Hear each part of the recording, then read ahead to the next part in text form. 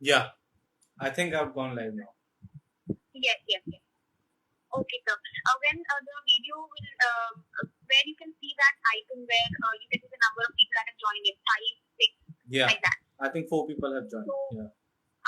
when you would want to end the live video, there end का option आ रहा होगा वहाँ पे एक छोटा सा. All right. So I can start now. Yes, you can start, and when you want to end, you can tap on the end option and save the video, share the video. All right. Okay.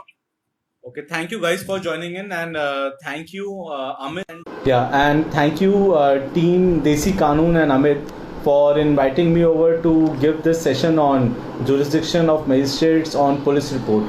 So, I have taken up this very technical matter. So, I know that on the first instance this may look a bit difficult, but this is the core of criminal trial and CRPC based discussions we will have.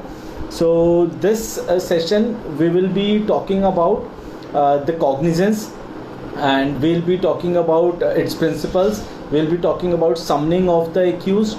We'll be talking about the elements of further investigations and some connected matters. So we all are aware that there are certain codes which are given in CRPC which governs that how a magistrate is supposed to take cognizance of police reports. And also there have been evolving honorable Supreme Court judgments which have set precedents, and they act as a guiding principles for magistrates and for us advocates that how the procedure should be followed. So to begin with, the one of the main landmark case where the Supreme Court has laid down guidelines and principles is Bhagwant Singh versus Commissioner of Police. So I'll not go detail into each of the judgment because there are plethora of judgments, but Bhagwant Singh is a kind of encyclopedia of the procedure by which magistrate has to take the cognizance of the police report. So first of all, I'll be taking up that what is the duty of police while filing the police report. So a very basic section of CRPC 154, when we become a law student, we start with this and we see that just a bare process, a simple process where a complainant goes to police station, and when it comes in the knowledge of our investigating officer that a commission of cognizable offence has happened, that then it is his duty, he shall deduce it in writing and register an FIR for that. So 154 forms the basis where the police comes in and their duties start.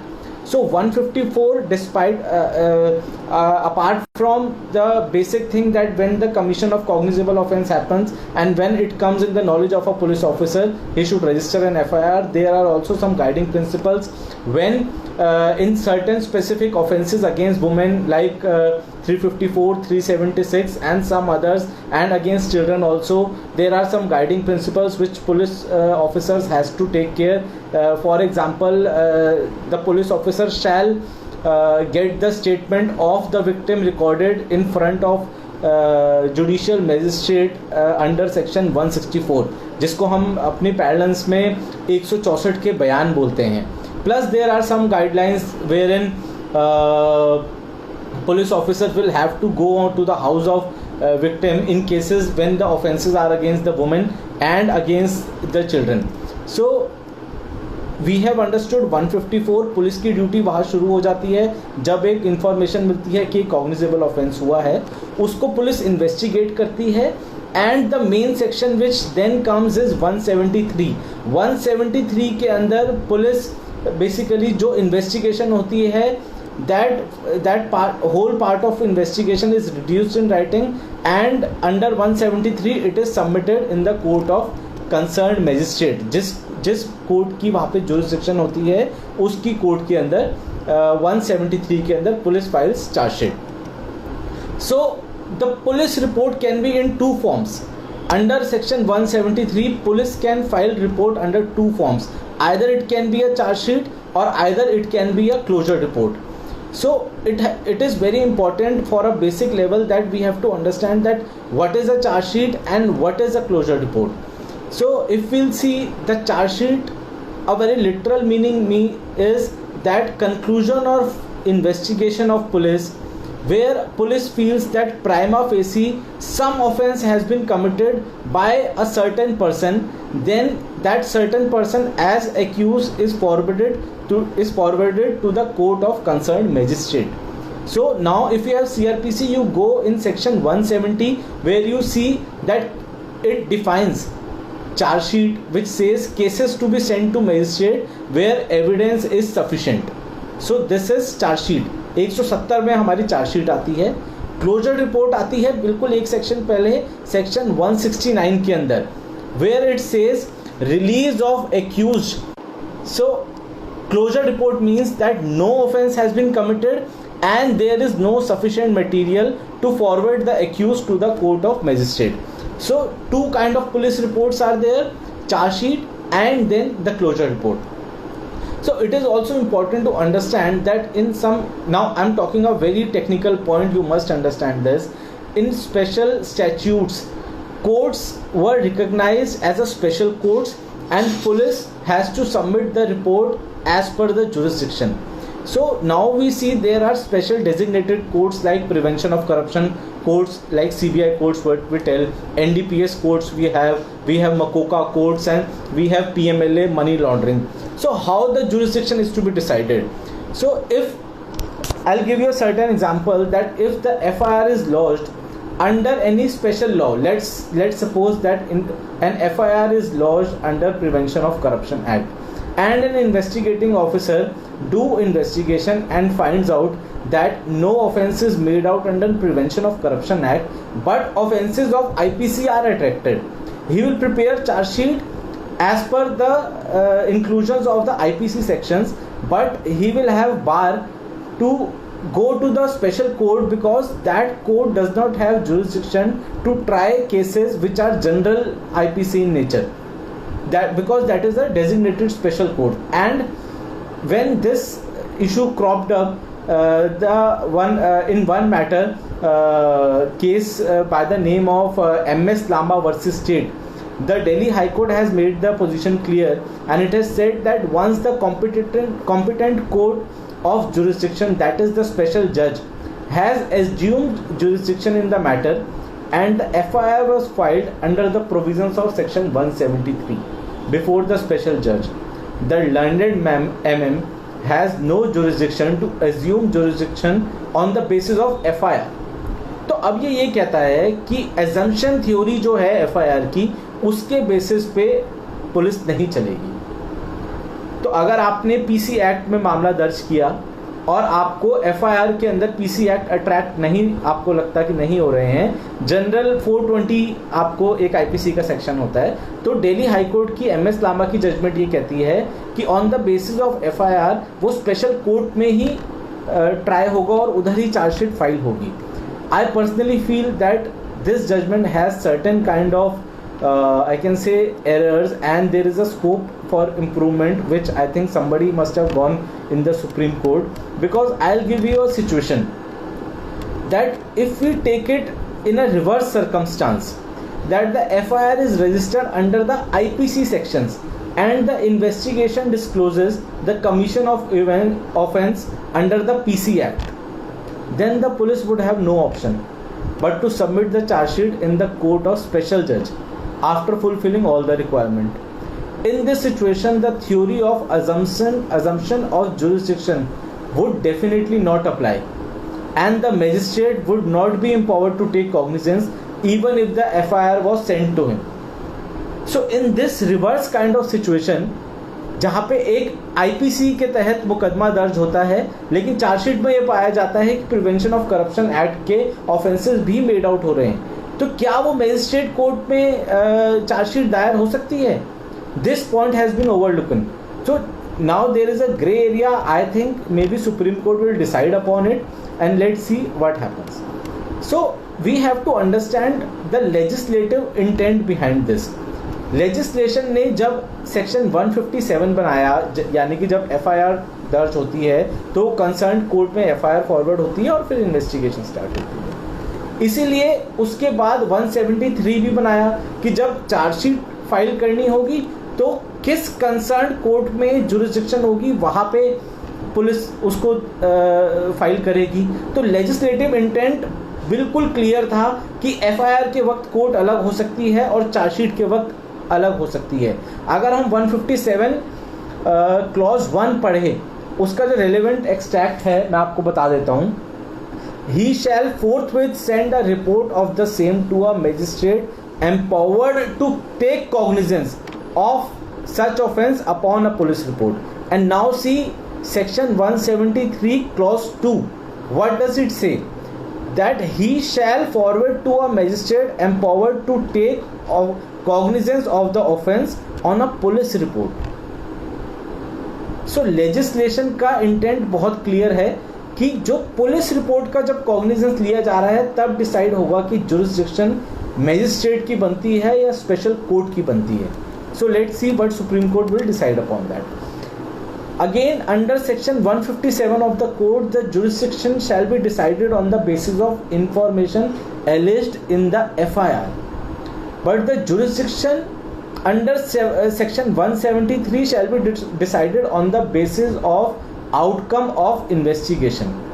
If the intention of legislature was to talk about the same jurisdiction, then the language of section 173 of the code would have been officer in charge of police station shall forward the police report in the court where the copy of FIR was sent. So 173 copy of FIR की बात नहीं करती, 173 बात करती है such offence to take cognizance of such offence upon a police report. So we have to understand that FIR is one step, 157 one, and charge sheet is another step, that is 173. So jurisdictional issues पे अगर आप advocates, if you are listening to me, you have lot of scope. Please read MS Lamba and read the code. You will have lot of scope to argue that maybe your client is charge sheeted in the wrong court. There are many cases where PC Act, CBI do investigation and they don't find any kind of offence made out in PC Act, but they charge sheet in IPC sections. So there this question comes, which is very technical, which I wanted to discuss with you. Now I'll come on the cognizance part. अब जो cognizance है, that is very clearly defined in section 190 of the code. Now section 190 of the code empowers the magistrate to take cognizance. How magistrate can take cognizance? Magistrate can take cognizance under 3 circumstances. First one, upon receiving of a complaint of facts which constitute such offence. यानी कि जिसको हम अपने advocates जो है अपनी भाषा में कंप्लेंट केस कहते हैं, जो हम सेक्शन 200 CRPC के अंदर फाइल करते हैं, उसके अंदर मजिस्ट्रेट कॉग्निजेंस ले सकता है। दूसरी situation, upon a police report of such facts, यानी कि सेक्शन 173 में जो चार्जशीट फाइल हो रही है, दैट इज सेक्शन 173 के अंदर जो चार्जशीट फाइल हो रही है उस चीज़ का कॉग्निजेंस ले सकता है।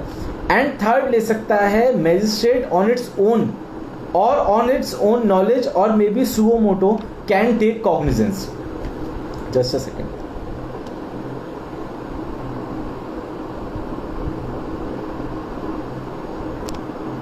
Okay, so I think Priya asked that they wanted to know the name of the book. So Priya, book is only, I am only referring to CRPC, and the judgments which I have referred is Bhagwant Singh, and the other which I talked about, the special courts jurisdiction and normal courts jurisdiction, it is MS Lamba versus CBI versus state versus CBI. It is a Delhi High Court judgment. So now I discussed that what are the options, that how a cognizance can be taken by magistrate. So when the stage of cognizance come, there are 3 ways by which a cognizance can be taken by a magistrate. So first stage will be to accept the charge sheet and proceed further and issue process and issue summons, जिसमें magistrate को लगता है कि भाई chargesheet आ गई है, इसमें offence बनता है, अब मैं समनिंग कर रहा हूँ. That will be the first option. Second option is to not to accept the charge sheet and drop the proceeding. Magistrate thinks कि भाई पुलिस ने इसके अंदर गलत इन्वेस्टिगेशन की है, whatever material they have brought in front of me, I think there is no offense made out, and then and there he can drop the charges and close the case. And third point is not to accept the charge sheet and order for further investigation. In lot of CBI cases we are seeing this further investigation point. Previously there had, in place of further investigation, there was a word re-investigation, which many judgments has made it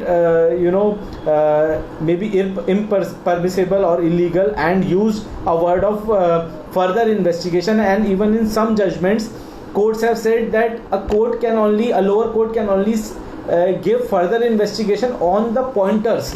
So they will have to give pointers to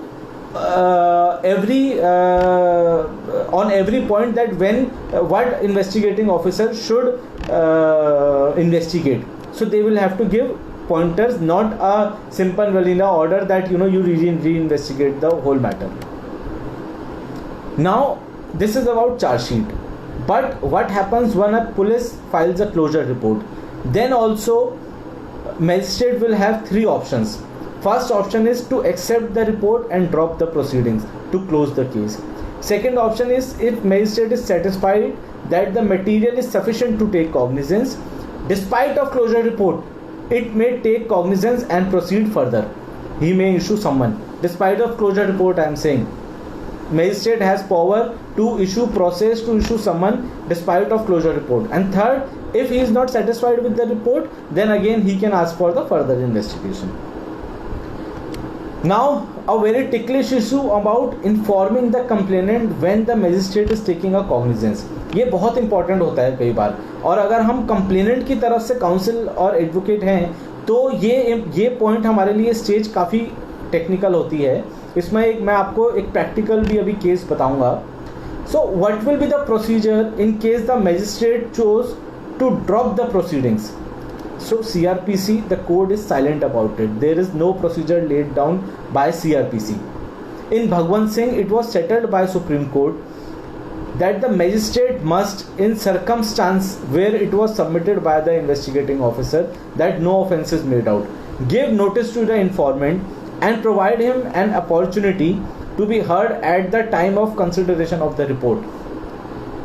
So Supreme Court thought that maybe investigating officer and the accused are hands in glove, and investigating officer is trying to shield the accused and thereby files a closure report, and court will only be able to appreciate evidence whatever has been submitted by the investigating officer. So it is, as per Bhagwant Singh, magistrate court is duty bound to notice the complainant or victim, wherein the magistrate will also hear the side of the complainant and then will decide whether to accept the closure report or whether to issue process or whether to give it for further investigation. In one of our cases, I appeared for Dalmia Group in Patiala House Courts, wherein the investigating officer very smartly, when he filed the charge sheet, so it was a case of 14 crore fraud with our client, and four accused husbands and wives, two brothers and their wives, they were accused, they were directors in the company and they defrauded our client.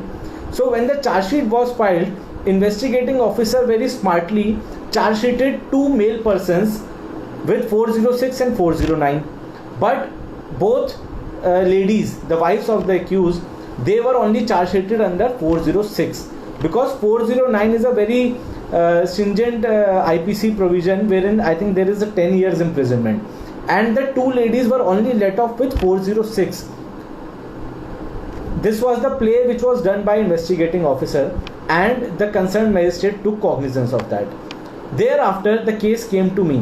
When I read the charge sheet and I read the order of the cognizance, I saw that complainant was not given notice for this. Of course he will not be given notice because four accused were charge sheeted, but in a malified manner. All four were not charge sheeted with 409. While I made a protest petition in the magistrate court and I said that both the ladies were also directors, they were shareholders, they were in charge of the companies, their signs are there, they have withdrawn the money of my client, and why they are not charge sheeted under 409? And magistrate, he termed that he does not have any power, because as per Amrit Bhai Shah judgment of Supreme Court, once the cognizance is taken, magistrate don't have any power to order further investigation. But thankfully now it has been changed in a very recent judgment delivered by Honorable Justice Rohinton Nariman. He has ordered that even if the cognizance has been taken and before that commencement of trial, magistrate is under the power to give orders for further investigation. I'll come on that, but I'll go step by step. So now we'll see that on the part of cognizance there is a landmark case, Sunil Bharti Mittal versus CBI. The meaning and scope of cognizance is very well illustrated by Supreme Court in this judgment. The expression cognizance has not been defined in the code. So in a literal sense, it can be something like when a magistrate take a notice of something judiciously, it is a cognizance. So taking cognizance does not involve any formal action of any kind. It occurs as soon as magistrate applies his mind to the suspected commission of an offence. So what are the two conditions for taking cognizance? First is the application of mind by the magistrate, and second, that he is satisfied that prima facie allegations proves constitution of an offence. Don't miss the word prima facie. His satisfaction is already required up to the level of prima facie at the time of cognizance. What is required in charge framing and issuing on summons, I'll come later on this.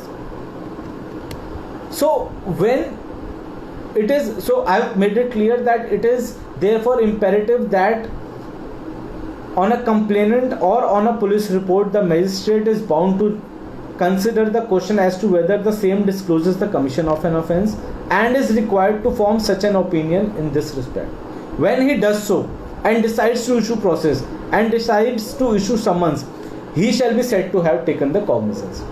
एक बार उसने अगर issue process कर दिया, summons issue कर दिए, so that means that cognizance has already been taken. So at the stage of taking cognizance, the only consideration before the court is to consider judiciously whether the material on which the prosecution proposes to prosecute the accused bring out the prima facie case or not. Prima facie at the level of cognizance आप इतना समझ लो, charge framing और summoning की बाद में बात करेंगे. Now very important question come that if a person is not included in the charge sheet, if he is not made as an accused, can he be summoned by magistrate? Yes, he can be summoned by the magistrate even if he is not included in the charge sheet. There are a lot of cases where we see that investigating officers with a malified intent do hanky-panky and exclude some kind of people from the charge sheet and don't make them accused. So smart magistrates, they understand this game, and after appreciating all the evidence, they take it on the face of it, and after detailed study, they summon even those people who are suspects. So person who has not joined as accused in the charge sheet can be summoned at the stage of taking cognizance under section 190 of CRPC. Even if a person is not named as an accused by the police in the final report under 173, the court would be justified in taking cognizance of the offence and to summon the accused if it feels that evidence and material is sufficient which justifies the prosecution of the accused. इसके अंदर एक judgment है which is Union of India versus Prakash Hinduja. So it clearly says that when a person is even a suspect, then also a cognizance can be taken against him, and if he is not even accused, then magistrate can also summon him. So magistrate is empowered to issue process against some persons who are not even charge sheeted, but there has to be some material, some sufficient material on record showing his involvement in the case. So that is to be taken care of. Now I'll quickly come on a very crucial concept for concept and the difference between the cognizance and the framing of the charge. See, both the stages require the application of judicious mind. However, the cognizance is without hearing both the accused, both the parties. So accused is not heard at the time of taking cognizance. It is either the prosecutor or either the complainant is heard at the time of taking cognizance. So cognizance is taken without accused being heard, while the framing is done by hearing both the parties. So the judge examines the evidence to see if the offense has been committed or not. In cognizance, the judge examines the commission of the alleged crime by the accused. Mere suspicion about the commission of an offense is enough for taking cognizance, कि मैंने आपको पहले बता दिया है. But grave suspicion about the crime of the accused should exist before a charge can be framed. So a mere suspicion in cognizance and a grave suspicion in charge framing. This is the bottom line. So judge is not supposed to sift through each and every evidence at the stage of cognizance and even at the stage of charge framing. In charge, a limited sifting of evidence is permissible. However, with the prima facie evidence, it is sufficient. So one has to realize that the trial progresses through different stages. While at the stage of cognizance, it is a mere suspicion. At the stage of framing of charge, it is a grave suspicion. Therefore, appreciation of evidence at every stage, whether framing of charge, whether cognizance, whether summoning, is different. So we can say the framing of charge, a micro level analysis of evidence takes place, and when the final arguments takes place at the end of trial, a macro level analysis of evidence takes place in the court of law. Hence the cognitive level of appreciation changes at every stage of criminal trial procedure. Now I'll come on the point of the further investigation. Okay. So many times we see the situation when police has submitted the closure report and when the court is satisfied with the charge sheet. So they accept the closure and the case is closed. But there are situations when a magistrate is not satisfied with the police report and see the circumstances where the investigation is required. As I already mentioned, there are many cases in which investigating officers with a malified intent files a closure report and courts are not satisfied. In order to understand this concept and scope of further investigation, we should understand the meaning of further investigation. So further investigation again is not provided anywhere in the code. So it literally means that where after submitting charge sheet to the court of magistrate, police sees some extra or additional material to be considered in the same case. Police may investigate on those materials and file report in the manner as in 173 clause 2 of the code. But let me tell you one thing, that police has ample powers to further investigate the case and they can file supplementary charge sheet with the due permission of the court, but police has due power to further investigate the case. A report under section 173 is normally the end of investigations. Sometimes the police officer, after submitting the report in 173, comes upon the evidence that may have a bearing on the guilt of the accused or the innocence of the accused. So a supplementary charge sheet in this scenario is very useful. So police is empowered under 173 to file a supplementary charge sheet and to do a further investigation, but they have to take a due permission from the court. Now this power of further investigation is well recognized, and also a catena of judgments are there that magistrate has ample power to make directions qua further investigation if he is not satisfied. There are recent judgments which says that magistrate should also give certain pointers on which an investigating officer should further investigate. Now an important point of stage is, let's suppose there is another dispute about the stage which I discussed of the Dalmia case which I did, and can this power be exercised once the cognizance is taken? So can the power of further investigation be exercised once the cognizance is taken? Some time back it was not possible, but now with Indralin Mukherjee, which was delivered by Calcutta High Court, and finally, thankfully, we have a judgment by the name of Vinu Bhai Hari Bhai Malviya and others versus State of Gujarat. Full bench of Honorable Supreme Court settled this issue and held that magistrate has jurisdiction to direct the police for further investigation until the trial has commenced. तो situation position क्या change हुई? अमृत भाई कहता था कि एक बार magistrate ने cognizance ले लिया, उसके बाद मैजिस्ट्रेट फर्दर इन्वेस्टिगेशन नहीं कर सकता, ऑर्डर नहीं दे सकता. बट जो विनू भाई हरी भाई की जो जजमेंट आई, जो full bench of constitution bench ने डिलीवर की, उसके अंदर ये कहा गया कि इवन कॉग्निजेंस ले लिया उसके बाद भी कंप्लेनेंट एप्लीकेशन लगाता है, प्रोटेस्ट पिटीशन लगाता है, that investigating officer has not done a due process of law is not followed, a malified intent is very much clear, there are evidence that certain persons should also be made an accused, then again magistrate can order for further investigation. So this judgment has come which has changed the total position on this. So after further investigation, then police will submit the supplementary charge sheet and that shall again be same addressed to the court. Now we will take up the matter of summoning of the accused. So that is very important. So now we have understood the cognizance part, we have understood the framing of charge, and now we are coming on the summoning of the accused. So cognizance of an accused and prosecution of an offender are two different things. I mean to say that don't presume that if the cognizance is taken, the accused will be prosecuted. It is not. Section 190 of the code is empowered taking cognizance of an offence and not to deal with an offenders. Cognizance can be taken even an offender is not named or is not named in the charge sheet or even in the FIR.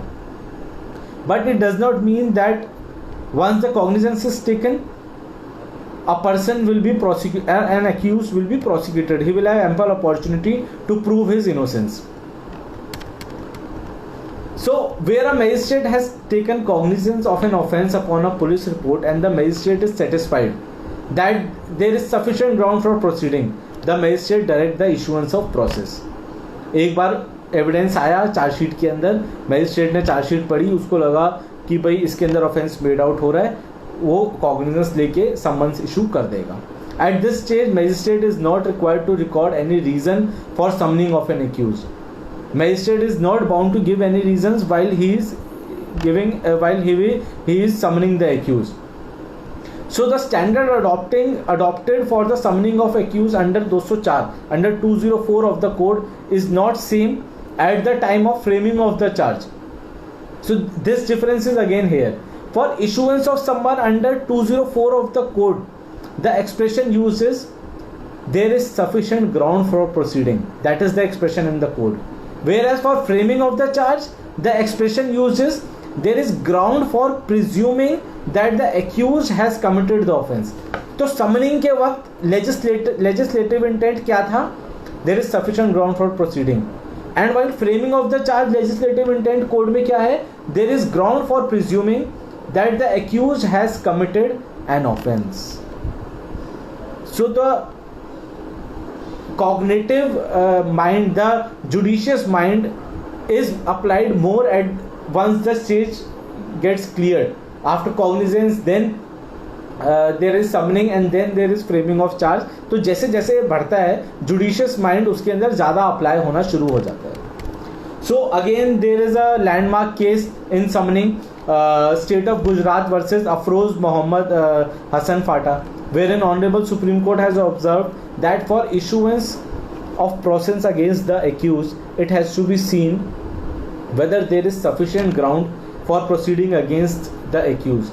At the stage of issuance of process, the court is not required to weigh the evidentiary value or the material on the record.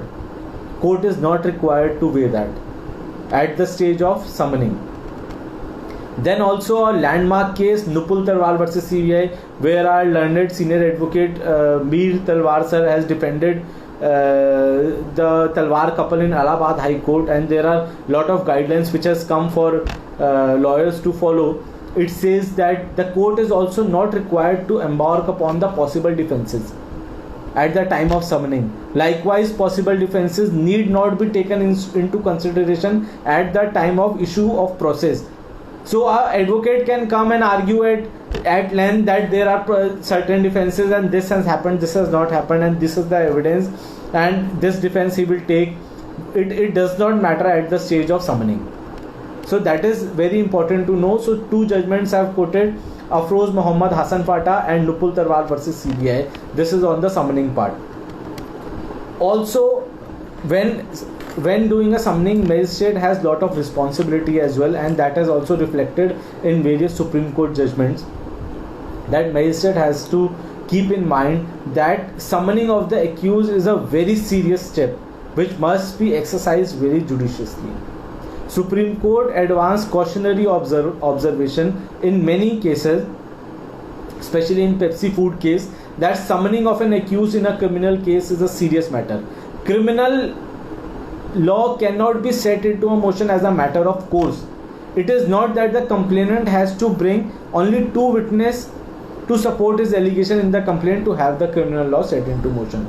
So it says that magistrate has to be very cautious while summoning the accused. He will have to appreciate the evidence whatever has been brought in the charge sheet, and then he has to decide.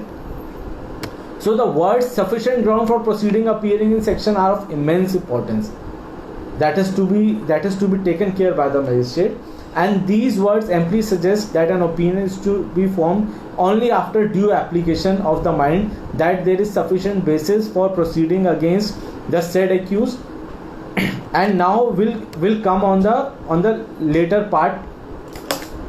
So just to revising a bit, we have talked about the cognizance, we have talked about the further investigation, we have talked about the summoning of the accused, we have talked about the various judgments, the Nupul Tarwar, Muhammad Hassan, and we have talked about Bhagwan Singh case also. So these all are very important part of the criminal trial system, and especially from 190 to 199. These all judgments are very, very important to understand. So if we come at a conclusion part, it is very clear that the magistrate is independent from the opinion made by the police. So police is separate agency, judiciary, magistrate is a separate agency. They must be interdependent in lot of issues, but they are not bound by each other. I mean, magistrate is not bound by the what police has brought into the charge sheet. He has to take independent decision, and that is what his job requires to do.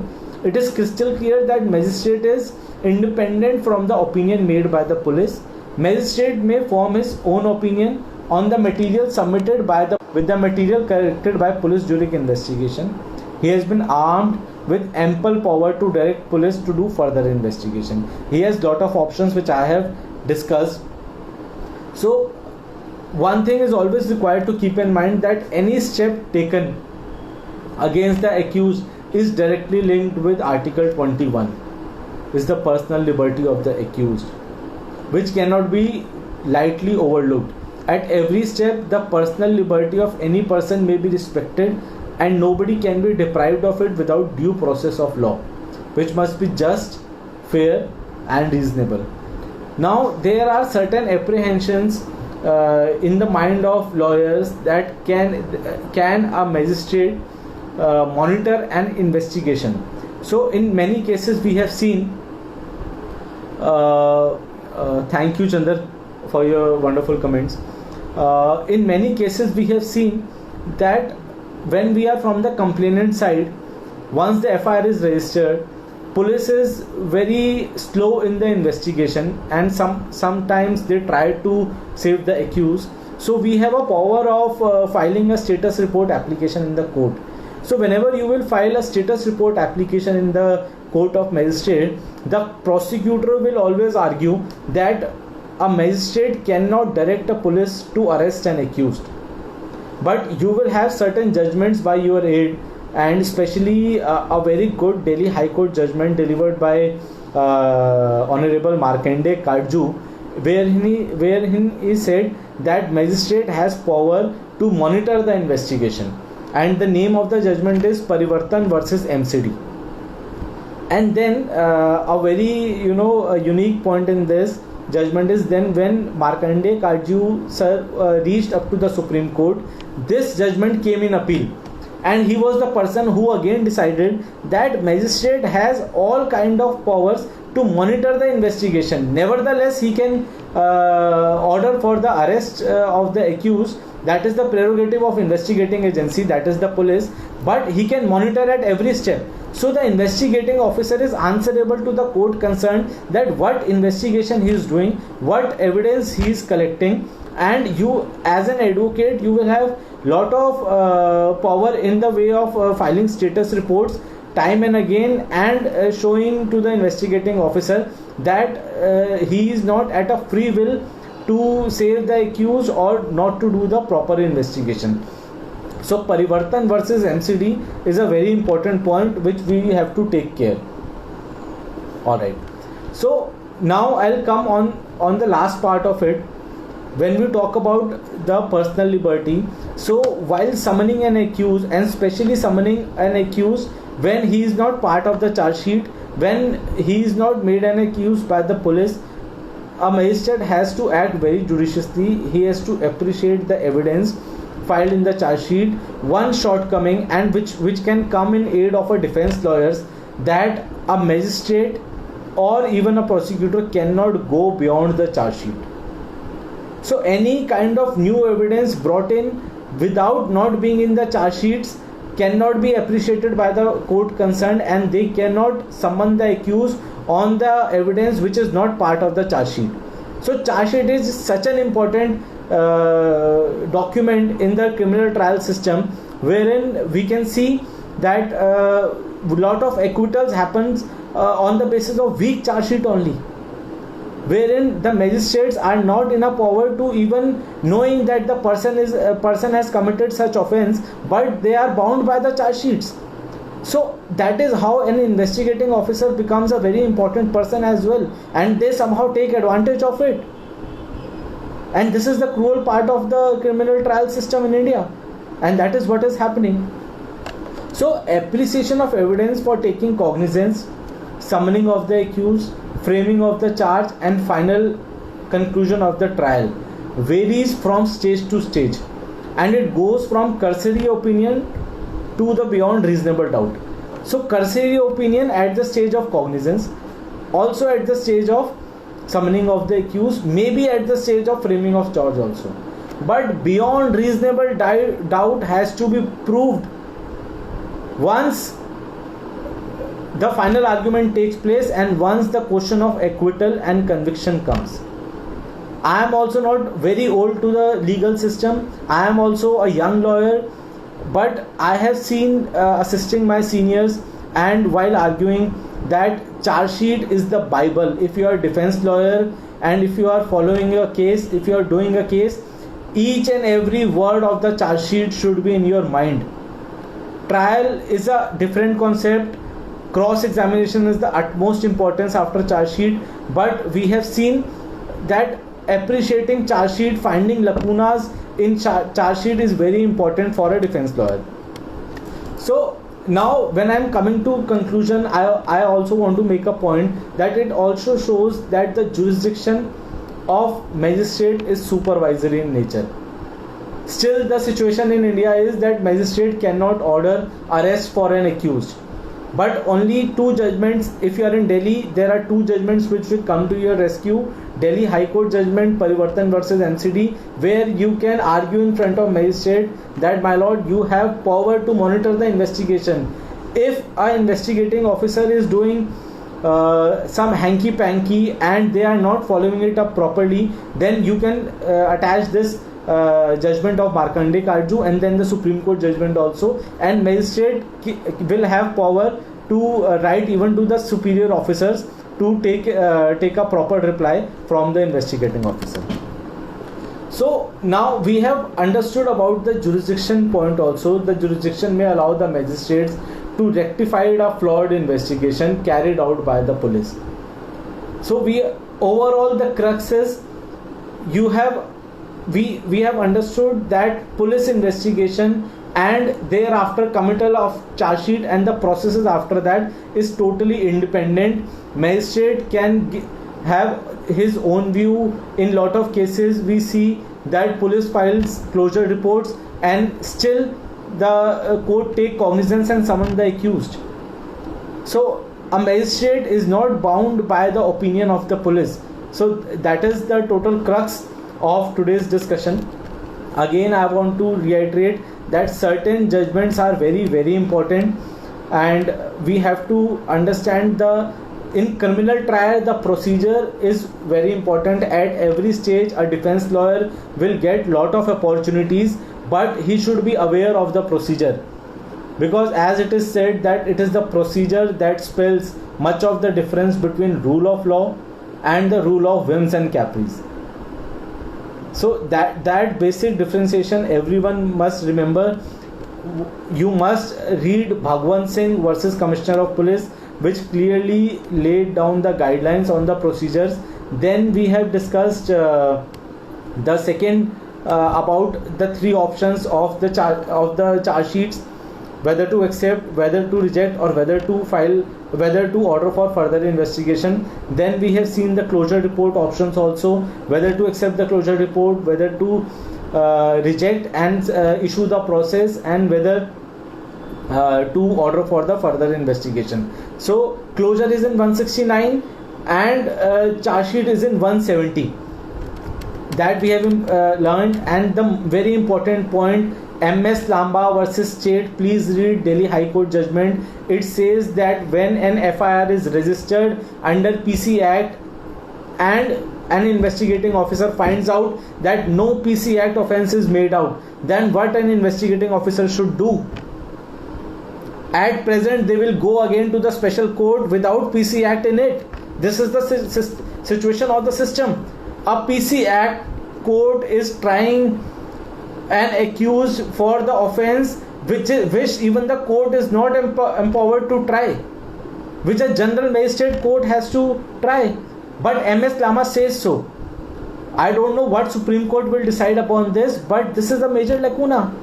Just try and understand that if there is a reverse portion, when an IPC sections are registered in FIR goes to the local magistrate court and an investigating officer finds that certain bribe has been given to a government official, he will have to charge sheet that government official under Prevention of Corruption Act.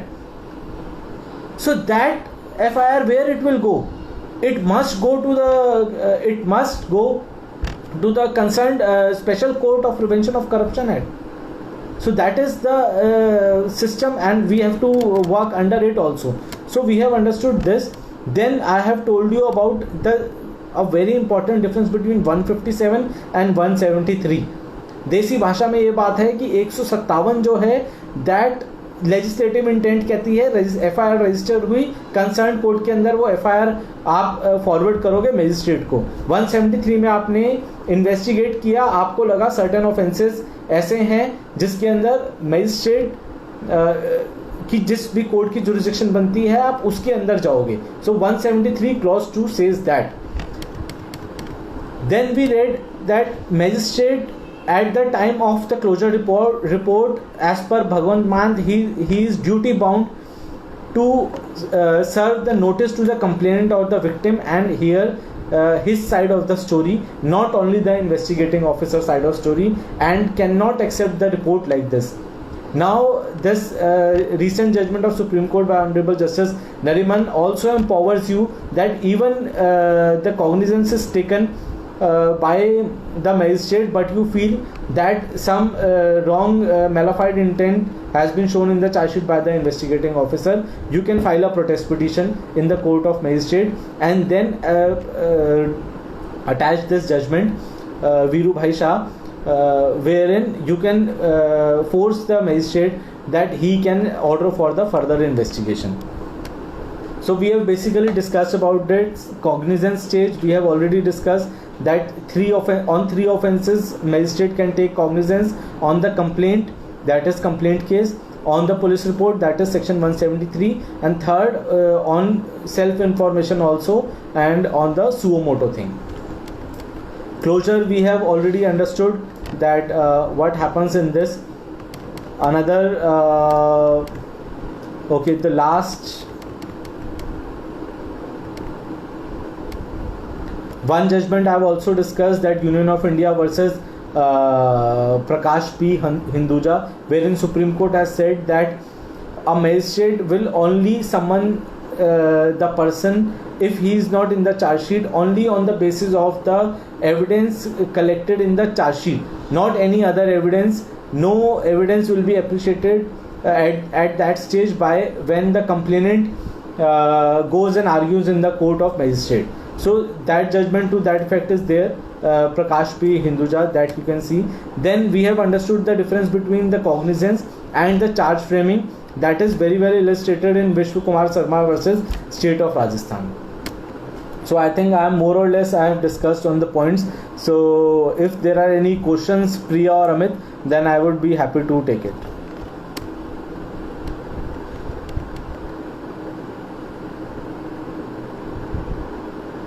So Ruchi has asked that please tell the judgment date of Vinu Bhai Hari Bhai Malviya. So Ruchi, it's a very recent judgment. I think it has come within this year only. If you are there on Manu Patra, just write this name and you will get the date. I don't know the exact date, but it is a full bench Supreme Court judgment, and it is delivered by Honorable Justice Nariman. Sir, what is the difference among the terms charge sheet, challan, framing of charge, police report and final report? Okay, good question, Abhishek. See, charge sheet is a challan, जो हम एक देसी भाषा में, हमारी बहुत सारे states के अपने पार्लेंस बने हुए हैं. कई लोग जो क्लोजर रिपोर्ट्स होती हैं उनको FR बोलते हैं. You must, if you are an advocate, then you must have heard that many times clients come to your office and say कि सर इसमें FIR फाइल हो गई है. So they are under the perception that final report is a closure report, but that is not. A police report is a police report.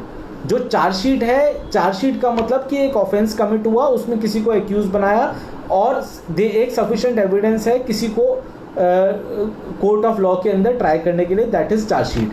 Framing of charge का मतलब that police feels that 1, 2, 3, 4, 5, 6 offenses this person has committed and they have put it in the charge sheet, they have given it to the magistrate. Now magistrate will see whole of the charge sheet and will decide that which all offenses are made out. So Abhishek, a magistrate again is not bound by the opinion of the police that a charge sheet, that whatever offenses has been written in the charge sheet, it is not necessary that they all will be included in the framing of charge. So many times we as a defense lawyers go at the stage of framing of charge. That is a very important stage where we try to give evidence that certain sections are not implied in my case. So let's suppose there are 5 accused in a charge sheet. Maybe 2 have committed 5 offenses and 3 have committed only 2 offenses. So that arguments can take place at the time of framing of charge. That police report you asked is again a charge sheet, and final report is also a charge sheet.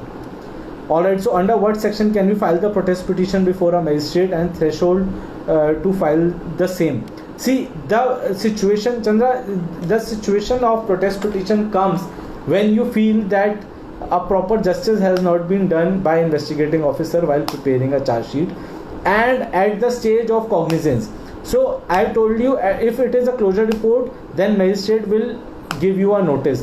If it is not a closure report, it may be a charge sheet, that then magistrate is not bound to give you a notice, but at that point of time you can file a protest petition in this. And I told you this judgment which recently has come. Alright, thank you guys, it's been a great pleasure, and I would really appreciate if there are some other concerns. I will like to answer that. And my details are with Desi Kanun, and my office, I have a law firm by the name of PR Law Offices, and our talented team of young advocates, and my partner, he's an ex-prosecutor. I have also learned a lot from him for the criminal facets in the courts, and we are based in Delhi. So Supreme Court, High Court of Delhi and district courts we are covering. And okay, so last question has come from Aditya: whether the session court is competent to take cognizance against any person not charge sheeted, and whether the section 200 is pre-cognizance stage or post. Okay, so there are two questions. See, a cognizance can only be taken after the charge sheet is filed, so it is not about the session court or any other court.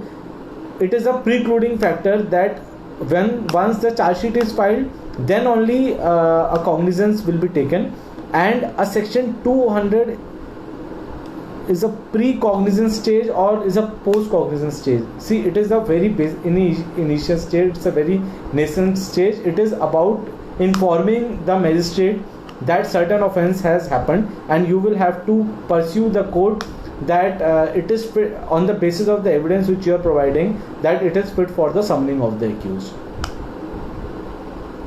Can the magistrate, or okay, so it is Diana who is asking, can a magistrate order reopening of an investigation?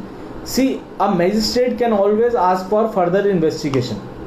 Maybe he can give pointers, maybe he will not give pointers, but magistrate is very much empowered to ask the investigating officer to investigate on certain points, or maybe all on different pointers which he gives.